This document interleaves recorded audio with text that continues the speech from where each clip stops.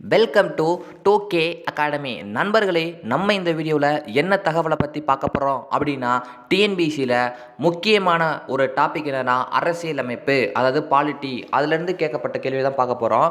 அதுலேருந்து நம்ம ப்ரீவியஸ் கொஸ்டின்ஸை பிரித்து பார்த்துட்டு வந்துட்டுருக்கோம். ஸோ பகுதிகள் மற்றும் அட்டவணைகள் அது தொடர்பாக கேட்கப்பட்ட வினாக்களை 2019 2024 செப்டம்பர் வரைக்கும் கேட்கப்பட்ட முக்கியமான வினாக்களை நம்ம இந்த வீடியோவில் பார்க்க போகிறோம் நண்பர்களே.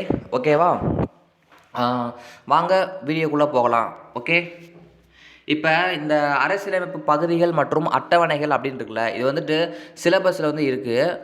இதை எப்படி புக்கில் படிக்கிறது அப்படின்னு நீங்கள் கேட்டிங்கன்னா, புக்கில் பகுதிகள் அட்டவணைகள் தனியாக ஒரு இடத்துல கொடுத்துருக்கவே மாட்டாங்க. ஆனால் 6th புக்கில் ஒரு பகுதி, 7th புக்கில் ஒரு பகுதி, 10th 11th 12th பிரித்து பார்த்தோம்னா அங்கங்கே கொடுத்துருப்பாங்க. அட்டவணைகள் அப்படி தான். 10th புக்கில் கொஞ்சம் நிறையா கொடுத்துருப்பாங்க. 11th 12th புக்கில் அதாவது எப்படி சொல்கிறதுனா, ஒரே இடத்துல இருக்காது, தனித்தனியாக பிரித்து ஒவ்வொரு இடத்துல வச்சுருப்பாங்க. அவ்வளோதான். ஸோ இது நம்ம தான் தொகுத்து படிச்சுக்கிறணும். ஓகேவா? அரசியலமைப்பு மொத்தம் 25 பகுதிகள் உள்ளது, 12 அட்டவணைகள் உள்ளது. ஓகேவா? அதை பற்றி நம்ம டீட்டெயில்ஸாக இன்னொரு வீடியோ தான் போட்டு பார்த்துக்கலாம். இப்போதைக்கு நம்ம என்ன பண்ண போகிறோம், ப்ரீவியஸ் கொஸ்டின்ஸில் கேட்கப்பட்ட முக்கியமான பகுதிகள் மட்டும் அட்டவணைகள் மட்டும் தான் பார்க்க போகிறோம். இதில் நம்ம கிட்டத்தட்ட 12 அட்டவணையும் கம்ப்ளீட் பண்ணிடலாம். 25 பகுதி என்னன்னு சொல்லிடலாம்னு நினைக்கிறேன். 4 ஆப்ஷனுக்கு எக்ஸ்ப்ளனேஷன் கொடுக்கணும்ல, அப்படின்றப்ப அதை நம்ம சேர்த்து சொல்லிடலாம். ஓகேவா நண்பர்களே? வாங்க வீடியோக்குள்ளே போகலாம். நம்மளுடைய வீடியோவை சப்ஸ்கிரைப் பண்ணிவிட்டு அப்படியே பார்க்க ஆரம்பிங்க. ஃபஸ்ட்டு கொஸ்டின், பின்வரும் அட்டவணைகளில் மொழிகள் பற்றிய அட்டவணை எது அப்படின்னு கேட்குறாங்க. மொழிகள் பற்றிய அட்டவணைனா என்னது? 8வது அட்டவணை தான் மொழிகள் பற்றிய அட்டவணை. ஓகேவா? அடுத்து ஆப்ஷன் பியில் 11வது அட்டவணை இருக்குது பார்த்தீங்களா? 11வது அட்டவணை என்ன அப்படின்னு கேட்டாங்கன்னா, பஞ்சாயத்து அதிகாரம் மற்றும் பொறுப்புகள் பற்றி குறிக்கும் அப்படின்னு சொல்லுவாங்க. பஞ்சாயத்துனா அது கிராம பஞ்சாயத்து இருக்குல்ல, அதாவது கிராம பாலிகான்னு கூட சொல்லுவாங்க. கிராம பஞ்சாயத்தை பற்றி சொல்லக்கூடியதுங்க. ஓகேவா? அதை மட்டும் ஞாபகம் வச்சுக்கோங்க. 11வது அட்டவணை. 4வது அட்டவணை ஆப்ஷன் சியில் வச்சுருக்காங்களே, அது என்னன்னு கேட்டாங்கன்னா, மாநிலங்கள் அவையில் உள்ள இடங்களில் மாநிலங்களுக்கும் யூனியன் பிரதேசங்களும் ஒதுக்கீடு செய்வது. அதாவது மாநிலங்களவை, மக்களவை தேர்தல் நம்ம ஓட்டு போட்டு நம்ம மோடி பிரதமர் இருக்காரு, அந்த எலெக்ஷன் நம்ம எடுக்கிறோம். அதே போல் மாநிலங்களவை இருக்கும் பார்த்தீங்களா, அந்த மாநிலங்களவையில் இருக்கக்கூடிய இடம் இருக்கும் பார்த்தீங்களா, சீட்டு. அந்த சீட்டுக்கு மாநிலங்களுக்கும் யூனியன் பிரதேசம், இந்த மாநிலத்துக்கு இவ்வளோ இடம், இந்த மாநிலத்துக்கு இவ்வளோ இடம்னு சொல்லுவாங்களே, அந்த இடஒதுக்கீடை பற்றி குறிப்பிட வேண்டியதாக என்னதுன்னா 4ஆம் அட்டவணை. ஆப்ஷன் டியில் 6வது அட்டவணை கொடுத்துருக்காங்க பார்த்தீங்களா? 6வது அட்டவணை என்னென்னா, அதாவது 5 சொல்லிட்டு 6 சொல்ல உங்களுக்கு புரியும். 5ஆம் அட்டவணை என்ன சொல்லியிருப்பாங்கன்னா, தாழ்த்தப்பட்டோர் மற்றும் பழங்குடியின பகுதிகளில் வாழக்கூடிய மக்கள் இருக்காங்களே, அவங்களுடைய நிர்வாகம் கட்டுப்படுத்தும் முறைகள் சொல்லி கொடுத்துருப்பாங்க 5வது அட்டவணை. 6வது அட்டவணை அப்படின்னு சொல்லி பார்த்தோம்னா, அந்த வடகிழக்கு மாநிலங்களான அஸ்ஸாம், மேகாலயா, திரிபுரா, மிசோரம், அந்த மாநிலங்களில் உள்ள பழங்குடியினர் நிர்வாகம் தொடர்பான செய்திகள். அந்த 4 மாநிலம் மட்டும் ஸ்பெசிஃபிக்காக 6ஆம் அட்டவணைன்னு ஒன்று இருக்குது. 4 மாநிலம் என்னென்ன மாநிலம்? அஸ்ஸாம், மேகாலயா, திரிபுரா, மிசோரம். இந்த 4 மாநிலங்களுக்காக பழங்குடி மக்கள் வாழ்வாங்களே, அவங்களுடைய நிர்வாகம் கட்டுப்படுத்தும் முறைகள், இது தொடர்பான விஷயங்களை 6ஆம் அட்டவணையில் சொல்லியிருப்பாங்க நண்பர்களே. ஓகேவா? அடுத்து ஸோ நம்ம 4 ஆப்ஷனுக்கு எக்ஸ்பீரியன்ஸோட கிட்டத்தட்ட 5 அட்டவணை பார்த்துட்டோம் போல். அடுத்து, அரசியலமைப்பில் எந்த பகுதி ஆட்சி மொழி பற்றி விவரிக்கிறது? அதான் நம்ம முதல் கேட்டிருந்தாங்க. அதே அங்கே 8 நம்பர் கொடுத்துருக்காங்க, இங்கே ரோமன் லெட்டர் கொடுத்துருக்காங்க. அவ்வளோதான். பார்த்தீங்களா? 2 முறை கேட்டிருக்காங்க அந்த கேள்வியை. 8 ஆப்ஷன் ஏ தாங்க அதுக்கு விடை. அடுத்து, இந்திய அரசியலமைப்பின் எப்பகுதியில் மாநில அரசாங்கம் பற்றி விவரிக்கப்படுகிறது? மாநில அரசாங்கம் பற்றி குறிப்பிடப்படும் கேட்டாங்கன்னா 6வது பகுதி. நம்ம அப்போ ஆப்ஷன் ஏல இருக்கக்கூடிய 3வது பகுதி இருக்குது பார்த்தீங்களா? 3வது பகுதி அடிப்படை உரிமைகள் பற்றி குறிப்பிடும். ஓகேவா? அடுத்து 4வது பகுதி அரசு நெறிமுறைத்தும் கோட்பாடுகள், டிபிஎஸ்பின்னு சொல்லுவோம்ல, அதை பற்றி சொல்லப்படுகிறது. ஓகேவா? அதில் டிபிஎஸ்பி அது அயர்லாந்துலேருந்து எடுக்கப்பட்டது. அடிப்படை உரிமைகள்னு கேட்டாங்கன்னா பகுதி 3 இருக்குது பார்த்தீங்களா, அது அமெரிக்க ஐக்கிய நாடுகளிலிருந்து பெறப்பட்டது அப்படின்னு சொல்லியிருப்பாங்க. பகுதி 5 எதை பற்றி குறிப்பிடுகிறது கேட்டாங்கன்னா மத்திய அரசை பற்றி குறிப்பிடுகிறது. ஓகேவா நண்பர்களே? அடுத்த கொஸ்டின், கீழ்கண்டவற்றுள் இந்திய அரசியலமைப்பின் 11வது அட்டவணையில் இல்லாத சரத்து எது அப்படின்னு கேட்குறாங்க. ஆப்ஷன் டினா இதற்கு சரியான விடை. 11வது அட்டவணை இருக்குது பார்த்தீங்களா, அந்த 11வது அட்டவணையில் 29 வகையான பணிகள் வந்து கொடுத்துருப்பாங்க. இல்லை 11th நியூ புக்கில் உள்ளாட்சி அரசாங்கம் அப்படின்ற லெசனில் வந்து அந்த 29 வகையான பணிகளுமே வந்து கொடுத்துருப்பாங்க. அந்த 29 பணியில் ஏதோ ஒரு பணி இல்லை அப்படின்றத அந்த கேள்வி. அந்த பணி எதுனா ஆப்ஷன் டி, விலங்கு வதைப்படுவதை தடை செய்தல். இதுதான் கிடையாது. ஆனால் மிச்சம் மூணுமே இருக்குது. சமூக காடுகள், உடல்நலம் மற்றும் சுகாதாரம், பொது விநியோக முறை, இது மூணுமே இருக்குது அப்படின்னு சொல்கிறாங்க. ஓகேவா? அடுத்து நல்லா பார்த்துக்கோங்க இந்த மாதிரி கொஸ்டின்லாம். இந்திய அரசியலமைப்பின் 11வது பகுதி எதனை பற்றி குறிப்பிடுகிறது? நம்ம மேலேயே சொன்னோம். எதை பற்றி குறிப்பிடுகிறது 11வது பகுதி? 11வது அட்டவணை சொன்னோம். 11வது அட்டவணை கேட்டாங்கன்னா கிராம பஞ்சாயத்து பற்றியது. 11வது பகுதி அப்படின்னு சொல்லி கேட்டாங்கன்னா என்னதுன்னா 11வது பகுதி 11வது என்ன கேள்வி? 11வது பகுதி வந்து மத்திய மாநில உறவுகள் பற்றி குறிப்பிடுகிறது நண்பர்களே. அதாவது என்ன யோசிச்சுன்னா ஷார்ட்கட்டு. அதாவது 11ன்னா என்னது? ஒன்றும் போடுமா? ஒன்றுக்குள் ஒன்று உறவுன்னு ஞாபகம் வச்சுக்கோங்க. ஒன்றுக்கு ஒன்று உறவாக இருக்காங்கப்பா அப்படின்னு ஞாபகம் வச்சுக்கோங்க. யார்? மத்திய அரசு, மாநில அரசு, ஒன்றுக்கு ஒன்று உறவு. அப்போ 11ன்னா மத்திய மாநில உறவுகள் என்பதான் அதற்கு சரியான விடை. ஓகேவா? அடுத்து கீழே கொடுக்கப்பட்ட உள்ளகளில் எது சரியானது இல்லைன்னு கேட்குறாங்க. எது சரியானது இல்லைன்னு கேட்குறாங்க. நீங்கள் சரியானதை போட்டுறக்கூடாது. ஓகேவா? பகுதி 9A நகராட்சியை பற்றிய குறிப்பிடுகையில் நம்ம பகுதி 9 கொடுத்துருக்காங்க. 9Aன்னு சொல்லியிருக்காங்களா? ஆமாம். நகராட்சியை பற்றி என்ன தப்புன்னு கேட்குறாங்க. இல்லாதது கேட்குறாங்க. நகராட்சிகளுக்கு மானிய உதவி மாநிலங்களின் தொகுப்பு நிதியிலிருந்து கொடுக்கப்படுகிறது. ஆமாம், நகராட்சி இருக்குல்ல, அதாவது முனிசிபாலிட்டின்னு சொல்லுவோம்ல, அதுக்கு வந்து மானிய உதவி என்பது மாநிலங்களுக்கு தொகுப்பு நிதி வச்சுருப்பாங்க. மாநிலத்துக்குன்னு தனியாக தொகுப்பு நிதி இருக்கும். நம்ம இந்திய நாட்டுக்குன்னு தனியாக தொகுப்பு நிதி இருக்கும். அந்த தொகுப்பு நிதியிலிருந்து தான் வந்து கொடுப்பாங்கன்னு சொல்லுவாங்க. இது நகராட்சி முனிசிபாலிட்டிக்கு வந்து நம்ம இதில் வந்து கொடுத்துருக்காங்க. இது இந்த நகராட்சினா இதான் சொல்லுவாங்க, முனிசிபாலிட்டி இந்த மாதிரி சொல்லுவாங்க. ஆமாம், ஓகேவா? அது சரி. அடுத்து ஆப்ஷன் பி வந்து தப்புன்னு கொடுத்துருக்காங்க. நகராட்சிகளுக்கென்று தனியொரு நிதி ஆணையம் உருவாக்குவதற்கு. நகராட்சிகளுக்குன்னு தனியாக நிதி ஆணையம்லாம் கிடையாது.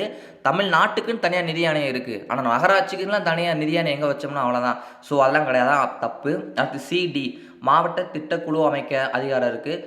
பெருமாநகர திட்டங்களுக்கு குழு அமைக்கவும் அதிகாரம் இருக்குது. ஸோ பி மட்டும்தான் தவறானது. ஓகேவா? அடுத்து அனைவருக்கும் கல்வியை கொடுக்க வேண்டும் என்று இந்திய அரசு முன்னுரிமை கொடுத்தது எந்த வகுப்பிற்கு அப்படின்னு கேட்குறாங்க. இது 1 to 5. அதாவது இது என்ன கேட்குறாங்கன்னா 1ஆம் வகுப்புலேருந்து 5ஆம் வகுப்பு வரைக்கும் படிக்கிறாங்களே அவங்களுக்கு வந்து கல்வி கொடுக்க முன்னுரிமையாக இருக்கணும் அப்படின்ற மாதிரி நம்ம இந்திய அரசு சொல்லியிருக்கிறதாக சொல்கிறாங்க. ஸோ இது வந்து ஒரு இந்த கொஸ்டின் எங்கேயும் பார்த்த மாதிரி தெரில. ஸோ நல்லா பார்த்துக்கோங்க. இந்திய அரசியலமைப்பின் 12வது பகுதியானது மத்திய மாநில உறவுகளில் உள்ள ஒரு உறவை மட்டும் குறிப்பிடுகிறது. 12வது பகுதி ஆப்ஷன் நிதி உறவுகள். அதாவது 11 தான் வந்துட்டு மத்திய மாநில உறவுகள் பற்றி குறிப்பிடுகிறதுன்னு படித்தோம்.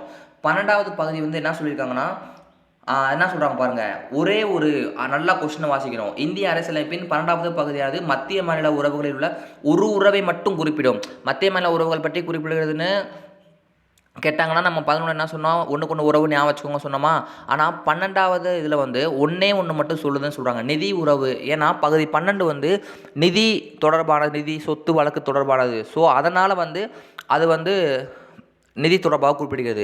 பகுதி 11 வந்து சட்டம் இயற்றும் உறவுகளும் நிர்வாக உறவுகள் மட்டும் குறிப்பிடும். பகுதி 12 வந்து இந்த நிதி உறவுகள் மட்டும் குறிப்பிடும். ஸோ மொட்டையாக கேட்டாங்கன்னா ஒரு நிதி உறவு மத்திய மாநில உறவுன்னு கேட்டாங்கன்னா 11, ஒரே ஒரு உறவு மட்டும் கேட்டாங்கன்னா 12 அப்படின்னு போடணும். ஓகேவா? அது நிதி உறவு. அடுத்து ஒரு பொறுத்து கொடுத்துருக்காங்க பாருங்கள். பொருள் இந்திய அரசியலமைப்பின் பகுதி பொதுப்பணியாளர் தேர்வாணையங்கள். இது அதாவது பகுதியை வந்து பொறுத்து சொல்லியிருக்காங்க, பொறுத்துக்கிற கொடுத்துருக்காங்க. இதுக்கு என்ன விடை அப்படின்னு சொல்லி பார்த்தோம்னா 14 தான் வந்துட்டு பொதுப்பணியாளர் தேர்வாணையம். அந்த டிஎன்பிசி யூபிஎஸ்சின்னு சொல்கிறோம்ல, அதை பற்றி மத்திய மாநில அரசுகளுக்கு கீழான பணிகளை பற்றி குறிப்பிடுகிறது. இதோடைய விதிகள் பார்த்தோம்னா ஒன்ஸ் காதில் கேட்டுக்கோங்க. 308லேருந்து 323 வரைக்கும் இருக்கும் நண்பர்களே. 14வது பகுதி. ஓகேவா? அடுத்து என்ன கேட்டிருக்காங்க?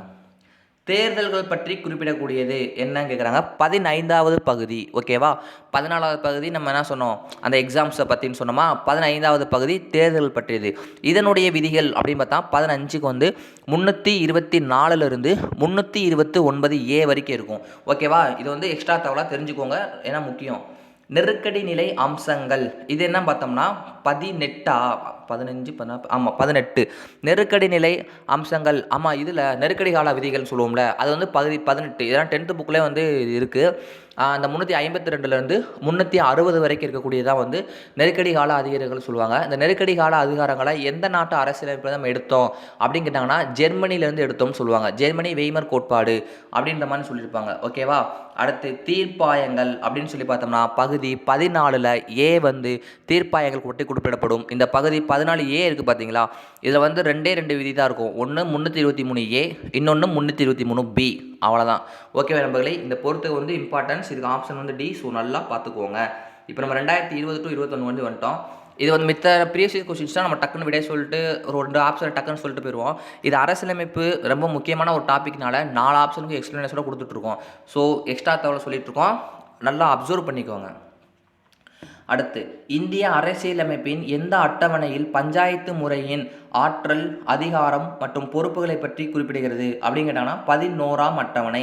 இந்த இப்போ நம்ம பார்த்த வெளியில் ஃபஸ்ட்டு கொஸ்டின் தானே, பஞ்சாயத்து பற்றி குறிப்பிடுகிறதுனா 11ஆவது அட்டவணை. ஏ பார்த்துட்டோமா? 7வது அட்டவணை. 7வது அட்டவணை எதை பற்றி குறிப்பிடுகிறது அப்படின்ற மாதிரி கேட்டாங்கன்னா மத்திய அரசுக்கும் மாநில அரசுக்கும் இடையிலான அதிகார பகிர்வுகள் பற்றி குறிப்பிடுகிறது. ஓகேவா? அதிகார பகிர்வுகள் அப்படின்னு சொல்லுவாங்க.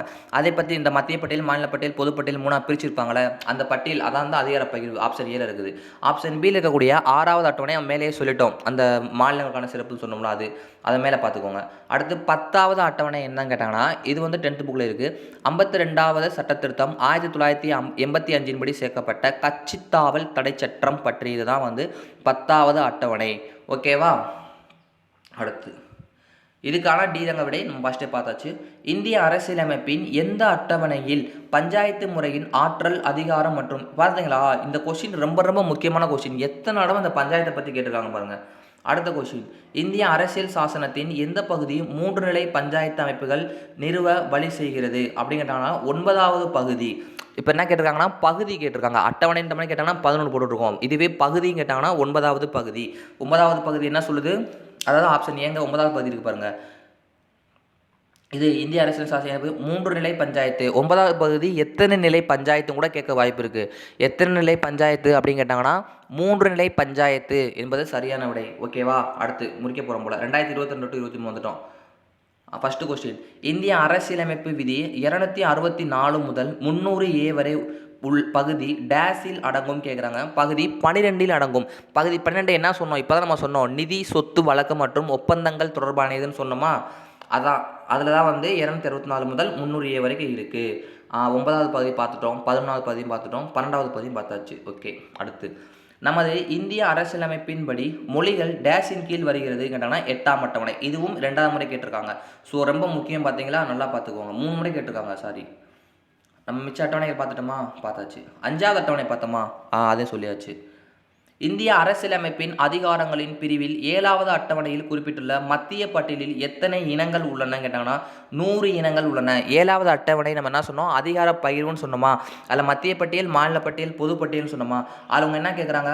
மத்திய பட்டியல் எத்தனை இனங்கள், நீ யாரும் குழம்பிடக்கூடாது. மத்திய பட்டியலில் எத்தனை அதிகாரங்கள்னு கேட்பாங்களே, அதைத்தான் எத்தனை இனங்கள் அப்படின்னு கேட்டிருக்காங்க. மத்திய பட்டியலில் மொத்தம் எத்தனை துறைகள் இருக்குது? 100 துறைகள் இருக்குது. முதல் 97 இருந்துச்சு, இப்போ 100 வந்து மாற்றிட்டாங்க. ஏன்னா 61 இருக்குது பார்த்தீங்கன்னா ஆப்ஷன் ஏல, அது மாநில பட்டியலில் உள்ள துறைகள். ஓகேவா நண்பர்களே? ஆப்ஷன் பி 52 இருக்குது பார்த்தீங்களா, அது பொது பட்டியலில் உள்ள துறைகள். அவ்வளோதான். ஓகேவா? நல்லா பார்த்துக்கோங்க. அடுத்து அவ்வளோதாங்க, ஒரு கொஸ்டின் தான் இருக்கணும். இந்திய அரசியலமைப்பின் பகுதி 11இல் டேஷ் மத்திய மாநில அரசுகளுக்கு இடையேயான நிர்வாக உறவுகள் பற்றி குறிப்பிடுகிறது அப்படின்னு கேட்குறாங்களா? ஆப்ஷன் சி தான் அதுக்கு சரியான விடை. 256லிருந்து 209th புக்கில் வந்து இந்த இது இருக்குது.